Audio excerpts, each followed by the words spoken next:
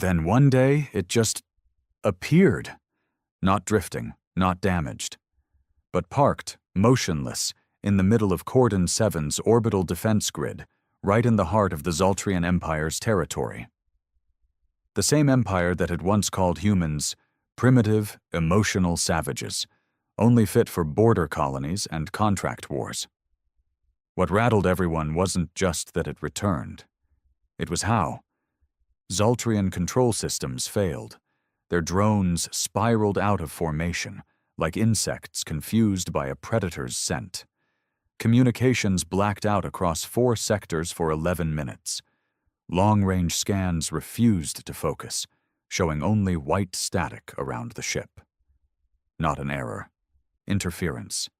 Designed. Controlled. When visual feeds finally went live, the image was surreal. There it was. Argonaut. The hull design unmistakably Terran, old, archaic even by Earth's own standards, but intact. No signs of decay, no impact scars, no visible retrofits. Just a single message, broadcast in every known galactic dialect on loop. Earth remembers. Back on Earth, they had long stopped believing in miracles. The once unified Terran Directorate had fractured into syndicates, alliance clusters, and isolationist regimes. Military funding had been gutted, colonies abandoned, a broken world nursing its wounds from wars it never fully won nor completely lost. But when that signal hit Earth's deep comm arrays, everything stopped. Traffic, broadcasts, even the Syndicate Council meeting paused mid-debate. Every surviving war vet, every orbital captain, every street kid in the spires looked to the skies again. Because the Argonaut wasn't just a ship. It was a grave marker, a reminder of Earth's old fire, its reckless courage, and its most painful failure. Commander Aldrich, now a tired man teaching war history in a crumbling Earth academy, felt his chest tighten when he saw the feed. He had served on the Argonaut's sister ship, Vanguard, lost in the same war. He stared at the screen, trying to make sense of what he was seeing. Then the next message came, encrypted in an ancient Terran war code so old even most Earth systems needed a moment to decode it. We did not die. We evolved. The Zoltrians responded first. Fools that they were. A patrol fleet of 38 ships, full armament, advanced scanning arrays. They hailed, threatened, postured. Typical. And then, dead silence. All 38 vessels dropped off the grid, every system fried, hulls untouched, not destroyed, emptied. No life forms detected, no data retrieved.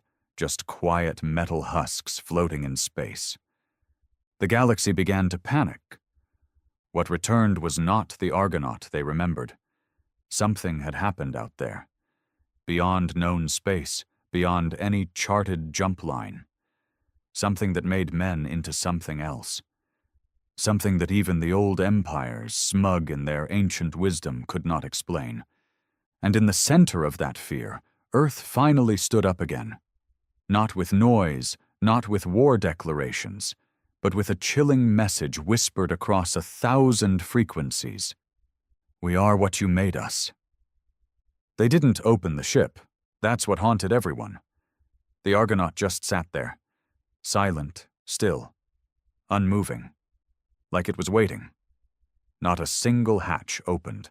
Not one transmission responded to direct contact. It broadcasted only those 2 lines. Earth remembers, and we did not die. We evolved. Over and over. And still, they didn't move. Every empire, syndicate, and rogue power sent fleets, observation units, automated drones, infiltration mechs. Nothing worked. The moment anything crossed within 5,000 clicks of the ship, it just stopped functioning. Like a switch flipped inside the hardware. Like something inside the Argonaut simply decided, no. The Council of Stellar Hierarchy convened an emergency session. A rare thing, considering the old empires hadn't agreed on anything in 50 years. The Zoltrians blamed Earth. The Drylani accused them of data theft. The Thyran Collective said it was a weapon born of madness and black holes. Earth said nothing. Because Earth didn't have anything left to say. They hadn't even sent a ship. No reply, no delegation. They were as stunned as the rest of the galaxy. No one on Earth had the clearance to launch an operation. The Directorate was fractured. The old guard either dead or lost.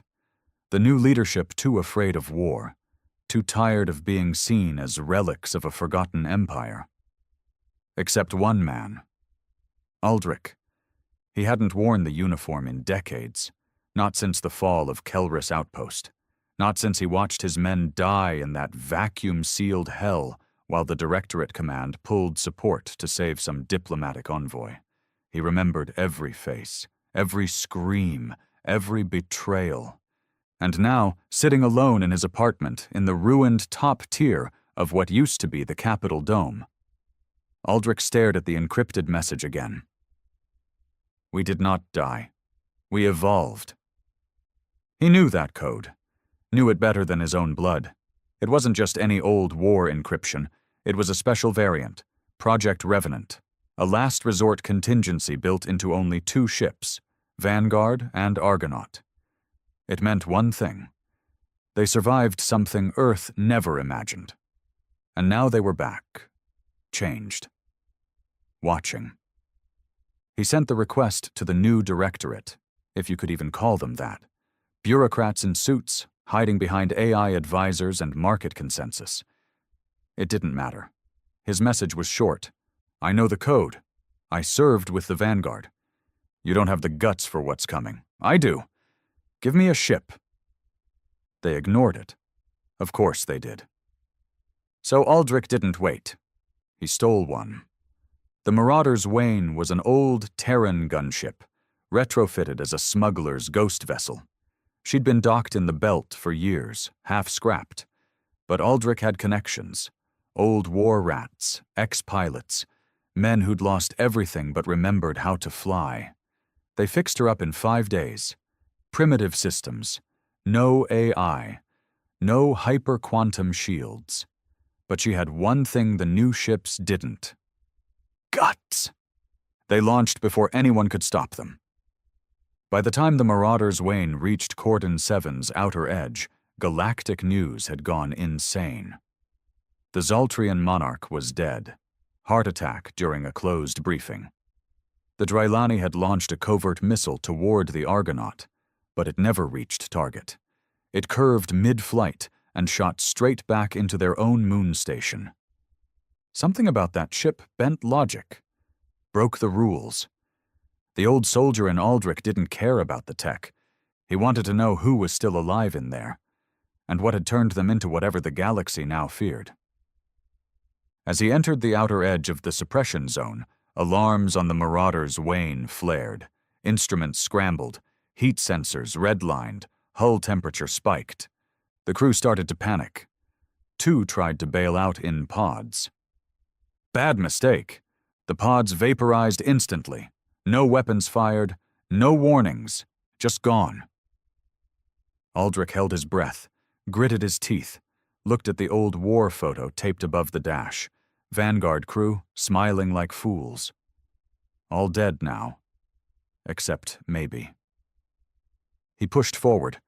When they got within 4,800 clicks, everything shut down. Engines dead, lights out, comms fried. The stars outside the viewport blurred. Time seemed to stretch, then bend. The silence was heavy, not empty, but watching. Like the universe itself had paused to see if Aldrich would flinch. He didn't. And then, finally, the Argonaut responded. A single pulse, one wave of low-frequency energy, gentle, not hostile, almost like recognition.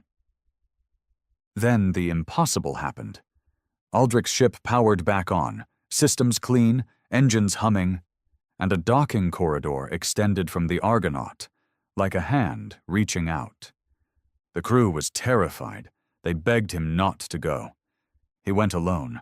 The corridor was black, silent. Gravity held, atmosphere was breathable.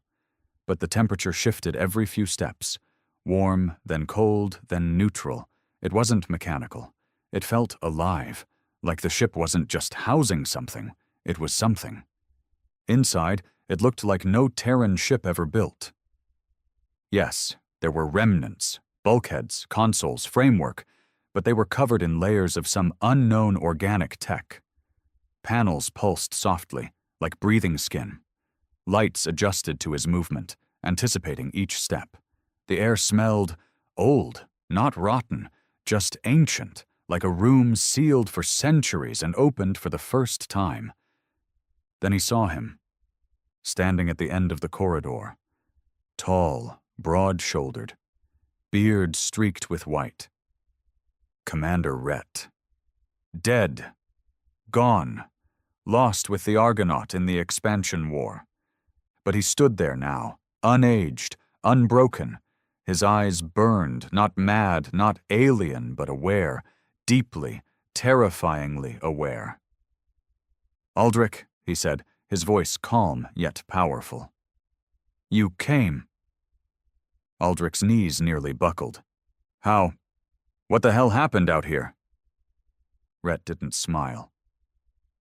"We lost the war, but not the fight. Something found us, or maybe we found it. We went beyond known space, beyond time. We were supposed to die." Aldrich's throat tightened. "You didn't?" Rhett stepped closer. The walls pulsed slightly with his movement. "We died. And then we were remade. Not by gods, not by machines, but by a truth this galaxy buried long ago. Humanity was never meant to bow, never meant to be a slave species. We remembered who we are." Aldrich stared into his old commander's eyes. "And now?" Rhett's tone sharpened. "Now we show them what we became." And in that moment, Aldrich understood something terrifying. The Argonaut hadn't returned to be studied. It had returned as judgment, not just for the empires, but for Earth, too. The chamber Rhett led Aldrich into defied logic. It should have been a command center. Instead, it looked more like a cathedral fused with a machine's heart. The walls weren't solid. They shimmered and pulsed, their patterns shifting like thoughts flickering across a skull. There were seats, yes, but not made of any alloy Aldrich recognized. They moved as Rhett gestured, forming out of the floor like liquid steel, deciding to become solid for just a moment. Rhett sat first. He looked tired now. Not physically, but in his soul. As if carrying the weight of too many truths and too much silence. "I need you to understand," he said. "This isn't about revenge, not just that. It's about correction." Aldrich didn't sit. "I buried brothers in a crater on Ular Prime because you vanished. I lost everything while you were gone. And now you talk about correction? What the hell are you?" Rhett didn't flinch. He let the words hang. Then slowly, he raised his arm and removed a small silver band from around his wrist. As soon as it came off, the room responded. The temperature dropped. The air thickened. And then Aldrich saw it. Rhett's skin shimmered, just for a second. Beneath it, something moved. Something that wasn't quite muscle or bone. A lattice of pulsing light and dark lines, like circuitry woven into flesh. But it didn't look artificial. It looked ancient.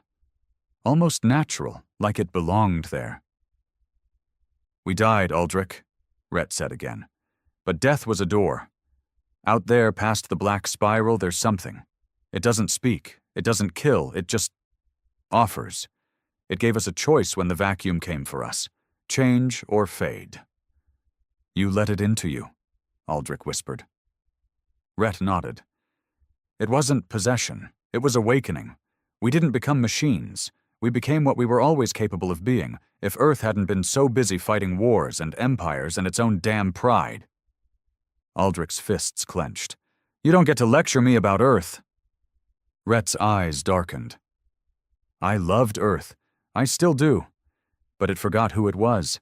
It begged, it compromised, it bent the knee to species that once called us animals. And for what? Trade routes? Seat votes? Safety? He stood. You remember the Zoltrians sterilizing an entire colony just to make a point? Aldrich nodded, jaw tight. You remember the Draxery skinning prisoners alive in their rituals? Again, a nod. You remember Earth's response? A formal protest. Rhett spat to the floor. Exactly. We got civilized. We forgot the one thing that made us dangerous, our ability to adapt beyond morality when survival demands it. Aldrich finally sat. He felt the chair mold to his body like memory foam. His voice dropped. So what are you planning? Rhett exhaled. We're not here to destroy. We're here to wake humanity up, and to warn the rest of the galaxy. Earth's not your puppet anymore. The Argonaut is the message. If they ignore it, we become the consequence. Aldrich looked around. And who decides what that consequence is? You? Rhett gestured, and a figure stepped out from the shadows. A woman. Captain Myra Lynn. Dead. Confirmed killed in the Zoltrian ambush over Vexy 9. Except now she looked younger, sharper. Her presence wasn't warm. It was precise, like a knife honed for a single purpose. We do, she said, as one, not as individuals. We've become a collective, still human but aligned. We see clearer now. Aldrich stared at her. This is a cult.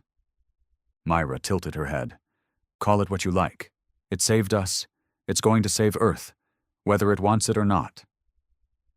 He felt it then, deep in his spine. The unspoken part. The thing they hadn't said. You're going to Earth. Rhett didn't deny it. Not with war, with presence. We arrive. We speak. And if they refuse to hear us, if the old guard tries to bury this truth again, then yes, Earth falls. Aldrich shot to his feet. You'll start a war, with every system, every empire. Myra's smile didn't reach her eyes. Then let them come. Rhett's voice softened.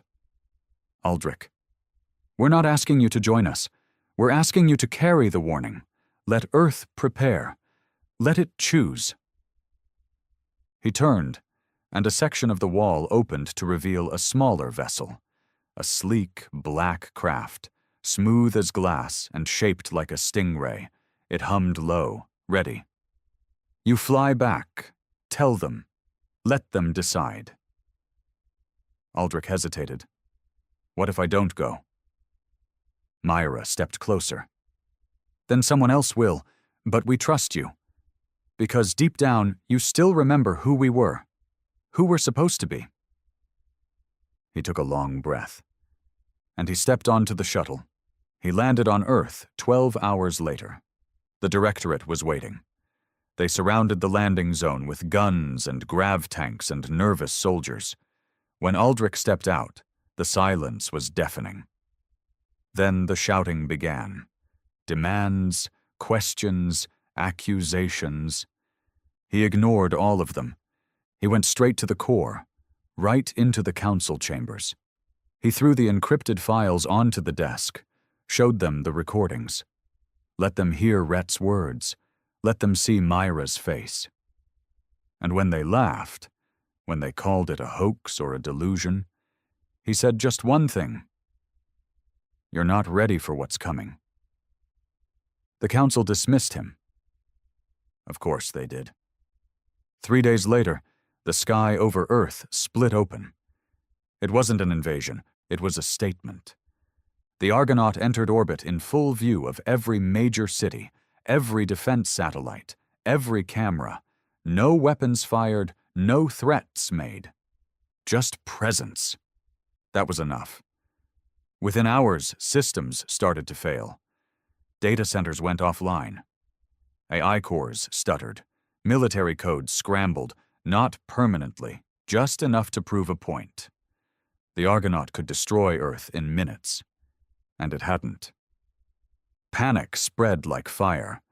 Religious groups called it divine. Conspiracy theorists claimed it was a Terran secret weapon. The Directorate called for emergency talks. But the message that echoed across Earth's skies that night couldn't be ignored. This is not war. This is your awakening.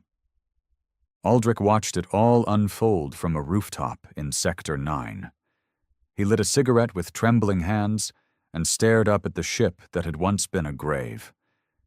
He didn't know if this was salvation or damnation. But he knew one thing. Humanity would never be the same again. The skies over Earth had never looked so still. Even during the orbital bombardments of the outer revolts, even when the Drylani had launched a rogue moonstrike toward Luna's defense grid, the atmosphere had never held this kind of silence. This wasn't the pause between battles. This was something older, something deeper. It was the silence before judgment. The Argonaut remained in low orbit, unmoving, unbothered by Earth's defensive systems scrambling like panicked ants. Hundreds of satellites pointed every sensor they had toward it. None of them could get a clear reading.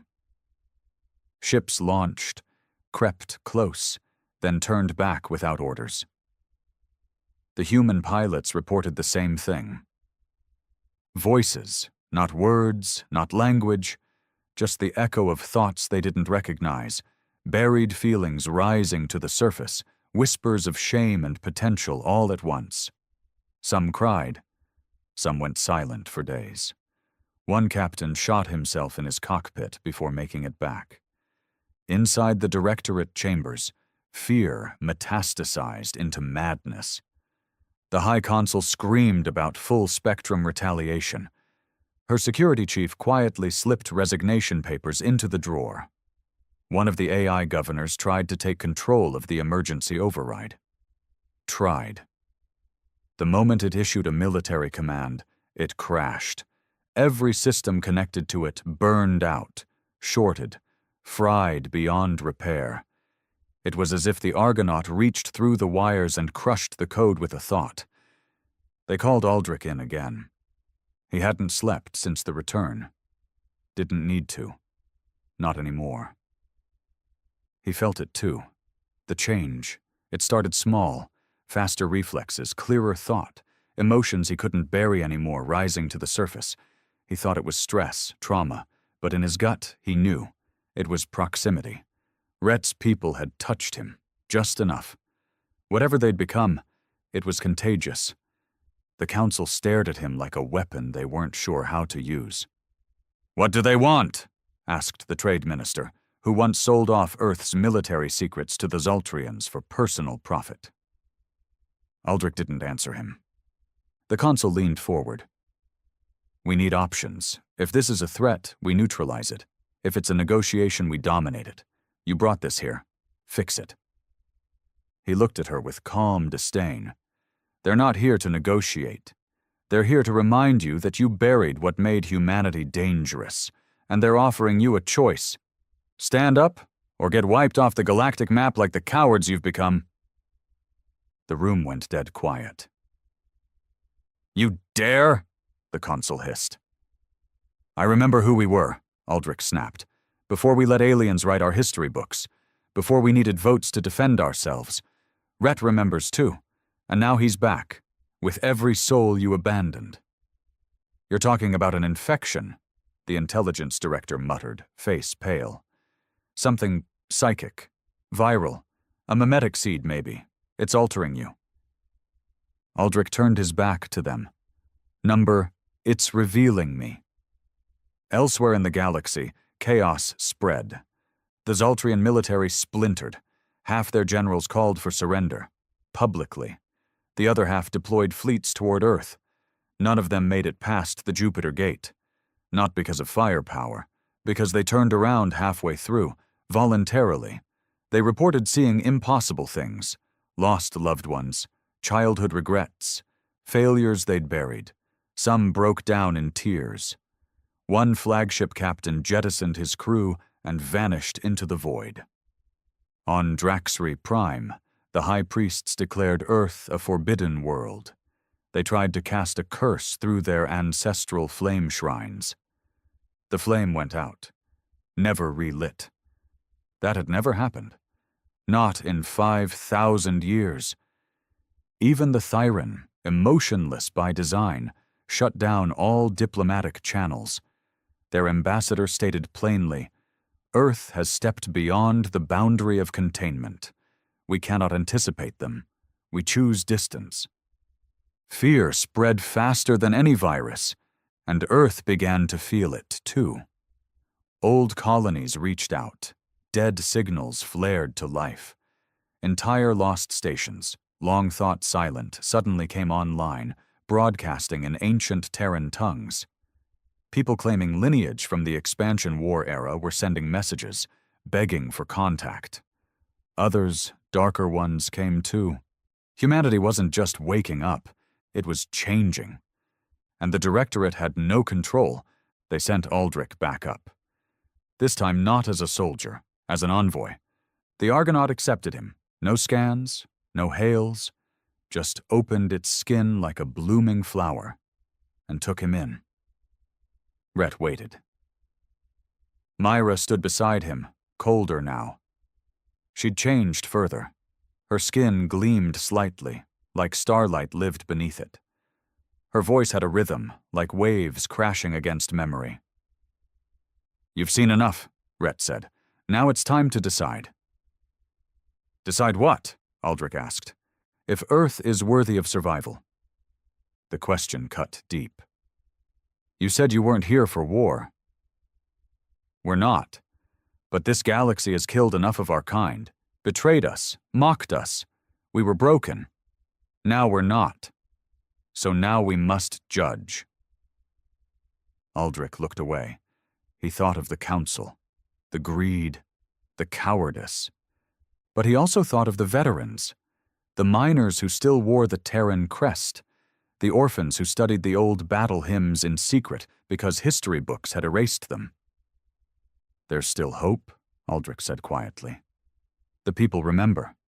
Maybe not the ones in power, but the blood hasn't gone cold." Rhett nodded. "Then they must lead. Earth won't change overnight. We're not waiting overnight." That was the unspoken truth. The Argonaut had waited long enough. Myra stepped forward, holding a device. Sleek, black, humming with dormant energy.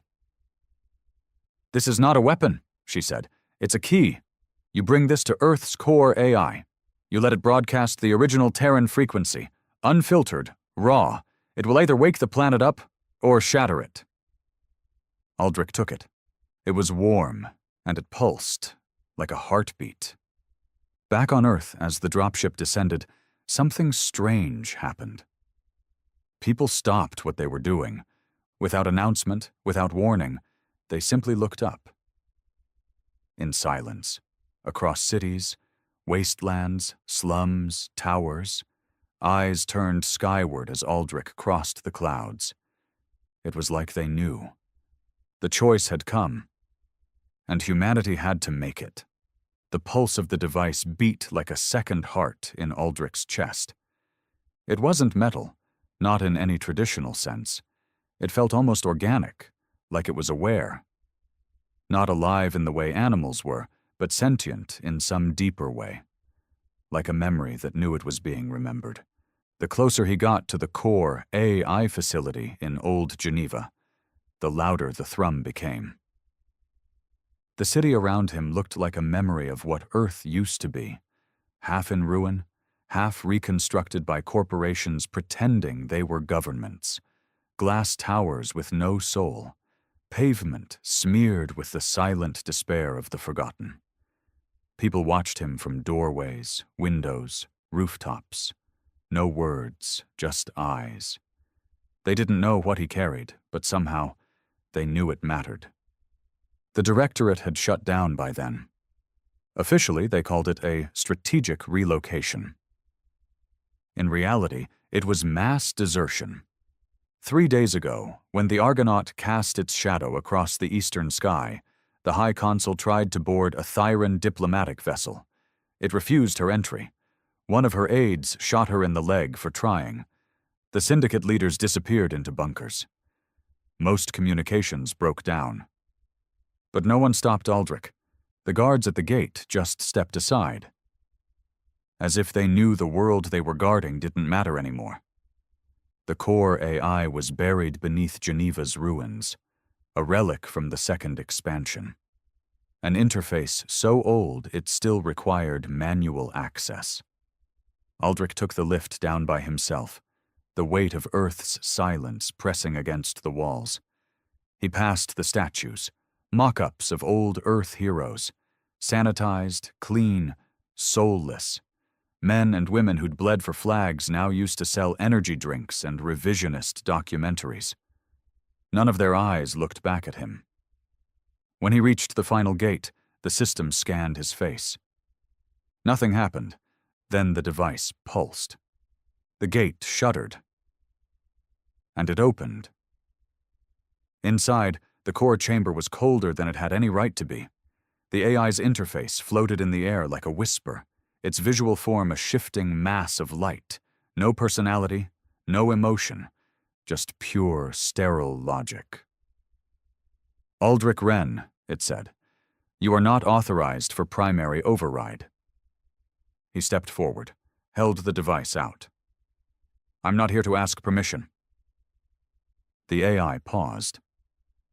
Then, for the first time in its 200-year operation, it stuttered. What is that? It asked. Home, Aldrich said, and placed the device into the core terminal. The change was immediate. The lights went dark, every one of them. A hum began. Low, ancient, the walls vibrated. The AI's light form twisted into something unstable, not malfunctioning, struggling. Then a new voice spoke from the chamber. Deeper, older. You buried us! The AI screamed, a digital scream, sharp and ugly. You neutered our strength. You made treaties from our blood. The room burned cold. Aldrich stepped back. Now feel what you buried. Suddenly, across every screen in every city, the symbol of old Earth flashed. Red, burning, the crest of the Terran Directorate before it sold itself. The anthem, raw, unfiltered, the one banned from broadcasts a century ago, blared through every channel. Children stared, confused. Elders wept. Soldiers who had buried their uniforms dropped to their knees. And something deeper happened. Not just memory, not just emotion. Change. Biological, neurological, something inside humanity activated. Across the world, 1,000 sleeping minds stirred, reflexes sharpened, illnesses vanished. People with genetic degradation stood unaided. The frequency wasn't just sound, it was code. A reminder burned into the DNA of every human being since before Earth reached the stars. And Earth screamed. The chaos was immediate. Power grids collapsed, not from failure, but because humanity stopped using them. People moved differently, spoke less, thought faster. The infected, the awakened began to lead, not elected, not appointed, but followed. Not all could handle it. Some went mad, burned from the inside. Their minds couldn't handle the surge. Not everyone was ready. Not everyone was worthy. The weak screamed betrayal. The strong evolved. Aldrich walked out of the core facility with fire in his eyes. He no longer needed directions. He felt everything, the pulse of the Earth itself. It spoke to him now, and it said one thing. It begins. In orbit, the Argonaut moved for the first time. Not an attack, a gesture. It transmitted again, not in words, but in a wave. A message sent to every empire, every corner of the galaxy. You were wrong about us. The Zoltrians scrambled to activate their planetary shields. Too late. Not from weapons, from truth. Entire colonies of subjugated humans rose up overnight, not rebels, not militants, ascended. The Terran shut down their ambassador networks. They didn't understand the spread. It wasn't a virus, it was awareness. The Drylani tried to unleash the Black Swarm, one of their forbidden horrors, locked away since the Purge era. It turned against them. Why? Because inside the swarm, at the genetic level, there was human code. Experimented on, forgotten, now awakened. The swarm remembered. On Earth, cities burned. Not from war. From rebirth. Those who couldn't adapt resisted. Small wars broke out. But the awakened didn't fight to conquer. They defended. Moved fast, precise, cold, merciless where needed. The Directorate was gone. In its place, something new rose. No government, no party, just order born from clarity. And Aldrich stood at its center, not as a ruler, as a messenger, a bridge between what was and what had returned. Days later, a new signal spread. From Earth. From the Argonaut. Simple. Cold. Undeniable. Humanity has corrected itself. Prepare. No threats, no demands. But every empire took it as one. And for the first time in centuries, the galactic core shivered. Because Earth had remembered, and the old powers knew. The galaxy would never belong to them again. The retaliation came fast. Desperate empires do not strategize, they lash out. Within a week of Earth's awakening, the Terran Collective launched a preemptive strike. Cold, calculated, and surgical. They sent their top-tier null-space fleet, the Silent Judgment, equipped with quantum inhibitors designed to suppress any biological or synthetic resistance. The fleet bypassed standard jump lanes, using ancient phase cracks long thought dormant. They expected confusion, disruption, perhaps even fear. They found silence, not just radio silence, existential silence. The moment the Silent Judgment entered Earth's upper orbit, every ship's systems flatlined. Not fried, not jammed. Just paused. The vessels drifted like corpses in the void. The crews. They weren't harmed. They were frozen. Caught mid-breath, mid-movement, like time had been selectively stopped. From the Argonaut, a single message transmitted in response. You came to erase what cannot be erased. Now carry this memory home. And then, as if it had never happened, the fleet vanished from Earth's skies, displaced back to Terran space. But the crews were changed. Those who returned didn't speak. Not because they were mute, but because they couldn't. They had seen something beyond comprehension. Their minds functioned, their vitals were stable, but their souls had gone quiet. Across Terran cities, riots erupted. Questions were asked. No answers followed. Earth's retaliation had not destroyed. It had altered. That made it worse, because it meant Earth was beyond war now. Aldrich stood atop the ruins of the old Geneva Tower, the same place he once watched his brothers bleed out during the first orbital raids. But now it felt different. Beneath his feet, Earth pulsed like a living thing. Above him, the Argonaut hovered silently in low orbit, casting a halo-like shadow across the city. Not a weapon, but a reminder. A statement. This is what happens when you let the forgotten remember. Myra arrived behind him, her presence subtle but unmistakable. She no longer looked fully human. Her movements were too precise. Her eyes didn't blink unless needed. But her voice still held the rhythm of someone who once loved her species. "They're coming," she said. He nodded. "All of them?" Zoltrians, Draxri, even the Drylani priest caste. They've formed something new, a coalition of containment. He almost laughed. Of course they did. They fear what they can't manipulate. Myra looked at him carefully. Some want peace. Most want to dissect us. He turned to her. "Do we fight?" "We don't have to. They're already losing. They just haven't realized it yet." Aldrich fell quiet. The change inside him had accelerated since activating the device. He moved faster, thought clearer. His memories stretched longer, sharper. He could recall entire dialogues from his childhood now. Taste things from his war days he hadn't eaten in 50 years. But it wasn't just improvement. It was unveiling. He was becoming something Earth should have become long ago. "What happens if we just let them come?" he asked softly.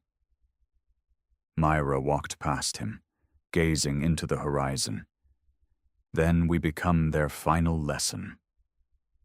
The coalition didn't wait. Within days, the largest combined armada in known galactic history crossed into Terran space. Thousands of ships, hundreds of species, even mercenaries who once fought for Earth during the expansion wars were bought and thrown into the meat grinder. They didn't expect resistance. They expected dominance. And that's exactly what Earth gave them, but not with guns, with presence. As the fleet passed Mars' orbit, each crew member began experiencing hallucinations. At first, subtle, visions of their homeworlds, lovers, regrets. Then more intense, memories not their own. Moments from Earth's darkest history. Images of Terran soldiers crawling through trenches of fire, children crying in vacuum tubes, mothers watching cities burn. The psychological warfare was brutal. Dozens of ships turned back before even reaching Earth's moon. The rest kept going. They made it to Earth's atmosphere. That's when the Argonaut activated. Not with weapons, not with shields. It simply broadcasted. A pulse, subsonic, quantum-layered, beyond frequency. A signal that touched every sentient mind in orbit and on the ground. And it spoke not in words, but in understanding. You are not the pinnacle. You never were. You laughed when we crawled.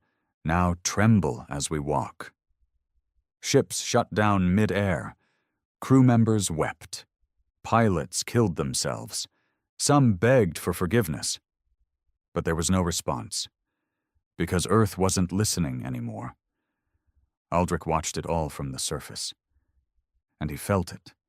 The thoughts of the coalition fleets, their fear, their confusion, their guilt. He could taste it in the air like copper and regret. He turned to Rhett, who had just arrived from orbit, untouched by gravity. "They'll never stop," Aldrich said. "No," Rhett agreed, "but they'll never win either." "What if that's not enough? What if they just keep throwing bodies at us?" Rhett's expression didn't change. "Then we evolve again." Aldrich stared at the man he once called Commander. "You're not afraid of extinction anymore, are you?" Rhett smiled faintly. "We already died once. What came back doesn't fear the dark." In the aftermath of the failed invasion, the galaxy began to fracture. The Drylani priest caste declared the Outer Rim cursed. The Zoltrian Empire splintered, its outer colonies declaring independence and aligning themselves with Earth. Not politically, philosophically. They began calling themselves Children of Remembrance. And Earth didn't rebuild. It redefined, borders disappeared, governments dissolved. Cities reorganized based on function, not status.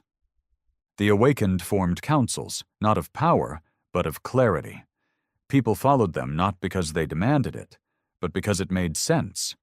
And Aldrich, once a forgotten soldier, now a living reminder of what humanity had buried, sat at the edge of it all, watching. He didn't rule, he didn't lead, he simply was. A touchstone between what had been and what was becoming. One night, Rhett met him again on the ridge overlooking what was once the Pacific Rim. "You're still holding back," Rhett said. Aldrich nodded. "Not ready to let go completely?" "You will be." Aldrich looked up at the stars. "What comes next?" Rhett followed his gaze. "The others, out there, the ones we haven't met yet, the ones who stayed silent while this galaxy played with our bones." Aldrich exhaled. "And when we find them?" Rhett smiled. "We won't have to, they'll find us, and this time we'll be the ones they fear." For a time, there was peace. Not the artificial kind that comes with treaties and threats, but the hollow quiet after thunder, the kind where everyone holds their breath, waiting to see what rises from the dust. Earth stood untouched. No more fleets came. No empire dared speak of retaliation. Even the mercenary networks, once blood-hungry for contracts and chaos, pulled back into silence. They didn't understand what Earth had become, but they knew it wasn't prey anymore. Still, Aldrich felt it. A pressure beneath the silence, like the universe itself had noticed. He walked through what used to be New Moscow's commercial core, now a nexus of psychic frequency. The city's skyline had changed, not taller, not sharper, just different. The buildings seemed to respond to mood. Structures bent in windless air. Glass shimmered without sunlight. The people moved slower, but thought faster. Conversations passed in glances. Decisions formed without debate. And deeper than that, in the bones of the earth, something pulsed. A presence. It wasn't the Argonaut. It wasn't Rhett's people either. It was older. It had been watching, and now, it was reaching back. The first sign came from beyond the far gate, the only known portal that led beyond the galactic veil, where no Terran ship had ever returned. A transmission. Simple, untraceable, untranslated. Not because it was encrypted, but because it existed in frequencies human minds weren't designed to understand. But the awakened heard it anyway. They felt it in their teeth, their spines, their blood. A whisper of something vast. It didn't say, "hello." It said, "finally." Aldrich stood in the Geneva uplink tower with Rhett and Myra as the frequency played through the atmosphere itself. The air hummed. Water rippled in still glasses. The ground quivered like something below wanted out. "What is it?" he asked. Rhett's face was pale for the first time since his return. "I don't know," he said softly, "but it's not alien." Myra tilted her head, eyes distant. "It's not speaking to us." Aldrich turned. "Then who?" Her gaze snapped to him. "It's speaking to what we're becoming." Within hours, things started happening. Stars along the outer rim dimmed one by one. Entire sectors of the galactic map flickered offline, not destroyed, just gone. Sensors couldn't penetrate. Communications failed. Not even the Drylani's void scanners could breach the black. Then came the ships, not fleets, not weapons. Witnesses, vessels unlike anything the galaxy had seen. Smooth, fluid, silent. They didn't emit energy. They didn't reflect it either. They hovered in the dark like thoughts waiting to be spoken. They didn't attack. They watched. One entered Terran orbit just beyond the Argonaut. It didn't respond to signals. It didn't broadcast. It simply opened, not physically, not spatially. It opened minds. People across Earth fell unconscious simultaneously. The awakened stood frozen, eyes glowing faintly. And Aldrich heard it, not as sound, as memory. He was a boy again, 8 years old, hiding in a shelter while firestorms rained down during the fall of Luna Prime. He remembered the smell of melting oxygen systems, the sound of his mother's last breath, the silence afterward. But this time there was a voice beside him. You were born in pain, shaped by fear, but your evolution is not unique. He looked around. No one. Just darkness. You believe you have awakened, but you are still dreaming. He felt something, cold and infinite, curling around his consciousness like a snake around a flame. Others tried before you. They screamed their names into the void. All burned. Aldrich clenched his fists. We're not them. No, the voice said. You are worse, because you remember what came before. Then it showed him. A vision. A memory, not his own. Galaxies burning. Civilizations collapsing not from war, but from knowing, from opening the wrong door, from becoming something they couldn't contain. You call it evolution, the voice whispered. We call it collapse. Aldrich woke screaming. Rhett caught him, helped him stand. You saw it too, Aldrich gasped. Rhett nodded grimly. They're not here to destroy us, Myra said. They're here to warn us. Aldrich's eyes narrowed. Or test us. The next day the foreign ship descended. Slow. Silent. It landed in what used to be Africa's Great Rift, now a sea of glass and lightning. No hatch opened, no beings emerged. Just a pulse. One question, spoken through every awakened. Will you finish what you've started? Earth froze. Because it wasn't just a question, it was a challenge. To complete the transformation, to ascend fully, to shed the last of what made them human, and become something that might not be. Rhett gathered the awakened council. They debated for hours, days maybe. Time lost meaning inside their new awareness. Some wanted to accept. Some feared it. Aldrich stood alone in the silence, staring at the ship. He remembered every war, every mistake. He remembered weakness, but he also remembered mercy. Not the kind shown by cowards, but the kind born from understanding pain.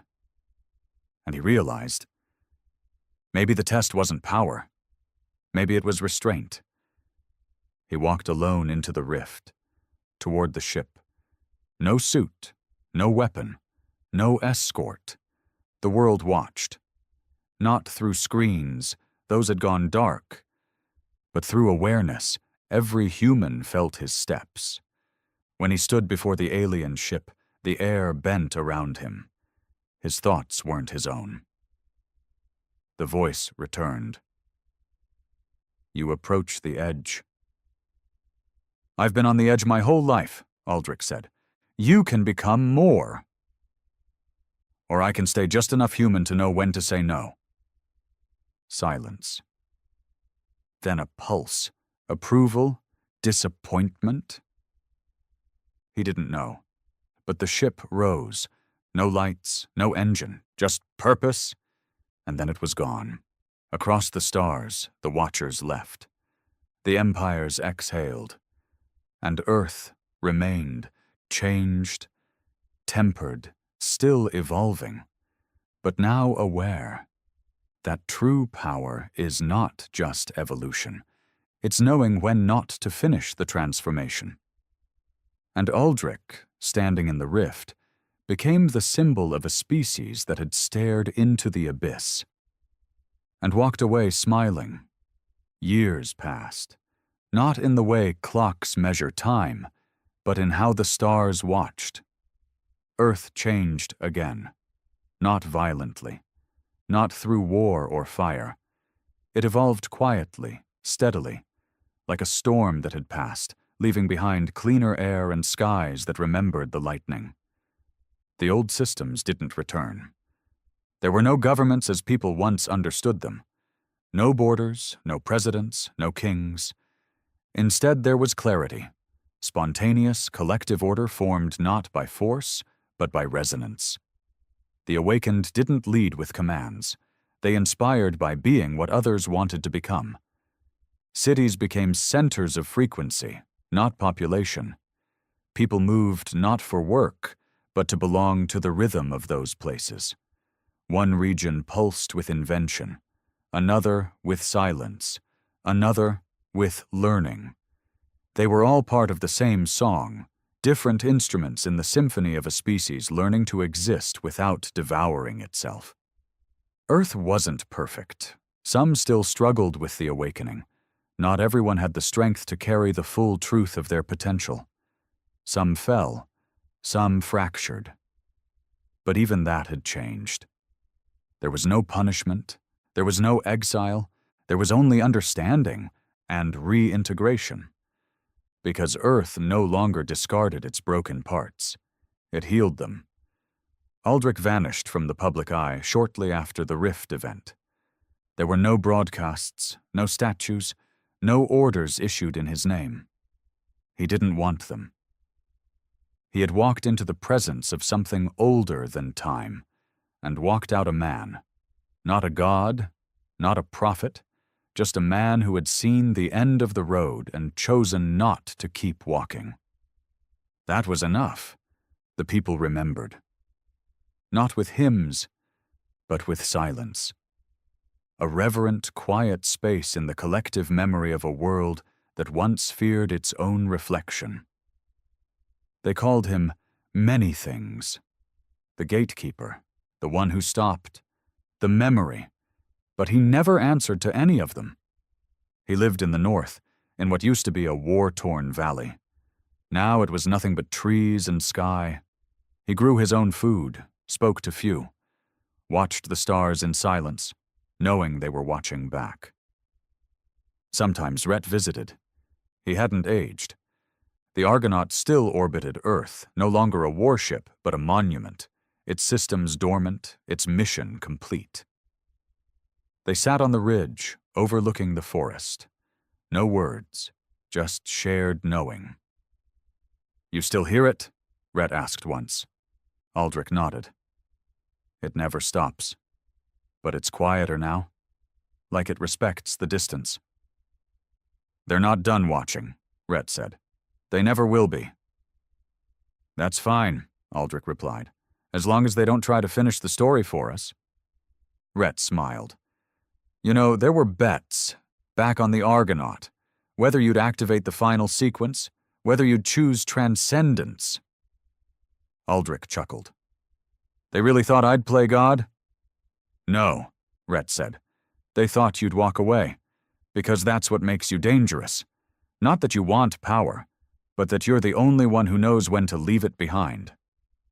One day, a child found his home. Not an awakened one. Just a normal, curious boy who followed a light in the woods. He stood at the edge of the clearing, too afraid to speak. Aldrich saw him. "Come in," he said gently. The boy sat near the fire, eyes wide. "Are you real?" Aldrich smiled. "That's a strange question." "My father said you stopped the end of the world." "I didn't stop it," Aldrich said. "I just refused to carry it forward." The boy nodded like he understood, even if he didn't. He looked up. "What comes next?" Aldrich leaned back. "That's the beauty of it. We don't know. We finally stopped needing a destiny. Now we get to choose." The stars kept moving. The empires kept watching. Some would try again, eventually. New coalitions would form. Old fears would rise. But Earth was no longer fragile. It didn't scream. It didn't conquer. It didn't kneel. It simply stood, a quiet giant that had once been broken, and now remembered everything. And so the legacy of the Argonaut was not a return. It was a reminder that humanity was not made to obey, not built to bow, and in a galaxy full of noise, conquest, and chaos. It chose, at the end of all things, to be the one voice that whispered, "No." And that silence changed everything. Forever.